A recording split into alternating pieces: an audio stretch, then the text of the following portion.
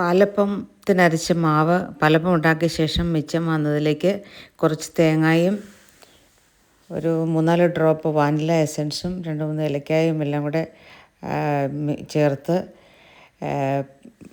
ആവിയിൽ വെച്ച് പുഴുങ്ങിയെടുത്തു. നല്ല സുന്ദരൻ വട്ടയപ്പം, നല്ല ടേസ്റ്റായിരുന്നു. നമ്മുടെ വാനില എസൻസ് കൂടെ ചേർത്തുകൊണ്ട് ഒരു പ്രത്യേക ടേസ്റ്റാണ്. ഇത് നമ്മളൊന്ന് സെറ്റായി കഴിയുമ്പം ഇതിനകത്തേക്ക് നട്ട്സോ കിസ്മിസൊക്കെ വെച്ച് നമുക്ക് ചെയ്യാം. ഇത് ഞാനൊന്നും ചെയ്തില്ല, വെറുതെ പ്ലെയിനായിട്ട് ഉണ്ടാക്കിയതേ ഉള്ളൂ. പക്ഷേ നല്ല ടേസ്റ്റായിരുന്നു. അപ്പം വട്ടയപ്പത്തിനായിട്ട് പ്രത്യേകിച്ച് അരയ്ക്കൊന്നും വേണ്ട. ഈ പാലപ്പത്തിനുണ്ടാക്കിയത് മിക്സിനകത്തോട്ട് കുറച്ച് അധികം തേങ്ങ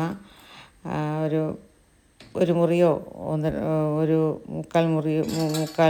2 കപ്പോ ഒക്കെ ആയിട്ട് അരച്ച് ചേർത്താൽ നല്ല സുന്ദര പാലപ്പം നമുക്ക് കിട്ടും. ഞാൻ ഉണ്ടാക്കിയിട്ട് എനിക്ക് ഭയങ്കര ഇഷ്ടപ്പെട്ടു. നല്ല ടേസ്റ്റായിരുന്നു. പ്രത്യേകിച്ച് വനിലയുടെ എസൻസിൻ്റെ ആ ഒരു ടേസ്റ്റ് കൂടെ ഉണ്ടായിരുന്നതുകൊണ്ട് നല്ലൊരു സുഖമായിരുന്നു കഴിക്കാൻ. 4 മണി കാപ്പിക്കോ അല്ലെങ്കിൽ രാവിലെയോ ഒക്കെ ആയിട്ട് കഴിക്കാൻ നല്ലതാണ്. ഈ വട്ടയപ്പവും നല്ല ബീഫും കൂടെ കഴിക്കാനും നല്ല ടേസ്റ്റാണ്. അപ്പോൾ ഇങ്ങനെയൊന്ന് ഉണ്ടാക്കി നോക്കൂ, അഭിപ്രായം പറയണേ. ഇഷ്ടപ്പെട്ടെങ്കിൽ ഷെയർ ചെയ്യണം, സബ്സ്ക്രൈബ് ചെയ്യാത്തവർ സബ്സ്ക്രൈബ് ചെയ്യണം, ലൈക്ക് ചെയ്യണം. ഓക്കെ, അപ്പോൾ നിങ്ങളെല്ലാവരും ഉണ്ടാക്കി നോക്കൂ. യാതൊരു സംശയം വേണ്ട, അടിപൊളി വട്ടയപ്പം റെഡി. Thank you. നന്നായിരുന്നു.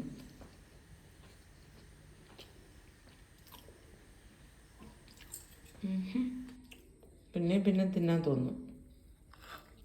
നല്ല ടേസ്റ്റ്.